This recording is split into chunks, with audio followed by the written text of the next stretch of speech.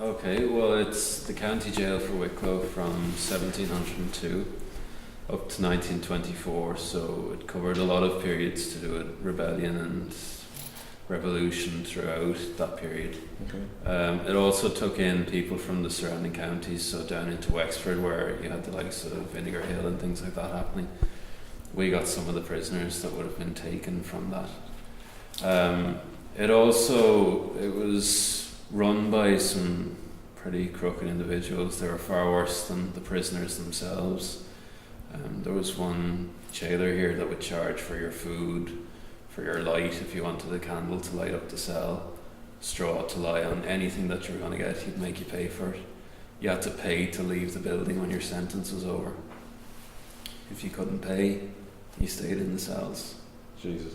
Now, the room you're in at the moment, this would be about the size of one of the old day rooms. So it was a kind of processing area. It's the first cell you'd come into. You had to share this cell with about 100 people. Eventually you would move into cells inside, but you could be here a couple of weeks or a couple of months before you even get there.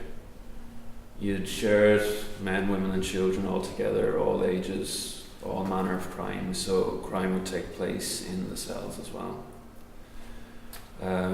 Once you got out of here, if you got out of it in one piece, you'd move on to other cells. Now sometimes they were just as bad. It was only into the 1840s, 1850s that conditions improved. But at one stage the jail held about 800 people. So it was packed to capacity for a large part of its history. You can see just the model there, that's what the jail used to look like. Only about half of this is left now, this back section. So there would have been a lot of yards for exercise and various punishments. They could be put on the treadwheel outside for up to 5 hours at a time.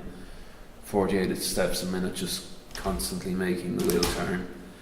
No practical purpose, no mill, just a type of punishment, tiring them out and breaking their spirit. Above where we're standing right now, there used to be a chapel. The prisoners would be placed into cubicles they had to attend regardless of their religion. And then at the front you had the executions. They'd be sent out this top door. They had to pay for the rope that was put around their neck. You're joking. If they couldn't pay, their family had to. It was the final insult to these prisoners. Now on the far side of the street you can still see some of the houses that were there. The residents used to rent out rooms with a view for the occasion. People would pay to watch the execution. Now you could see it from the roadside, but if you had enough money to spend on it, you could go upstairs and get a bird's eye view. That's incredible. So once you go into the cells inside, you'll see how small they are. Even in the dark, you can tell they're not very large. You could have up to 15 people in each one. Again, in the early days, they weren't mixed. No toilets. Just a bucket. Not even a bucket. In cells like the holding cell and even in the small ones right up until 1801 there was no toilet in the building. So as you can imagine, disease would spread quite quickly. In the early days there was a high mortality rate. Now some of the prisoners that were kept here would be sent to Australia. 6 to 8 months on the ship. The whole time kept below deck, no sunshine, no fresh air, chained up in pairs. Sometimes if the partner that you were chained up to died, you wouldn't tell anyone.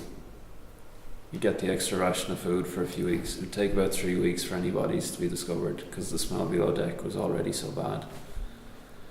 Now, for those who got there, very few ever returned. We sent about 600 to Australia from this jail alone.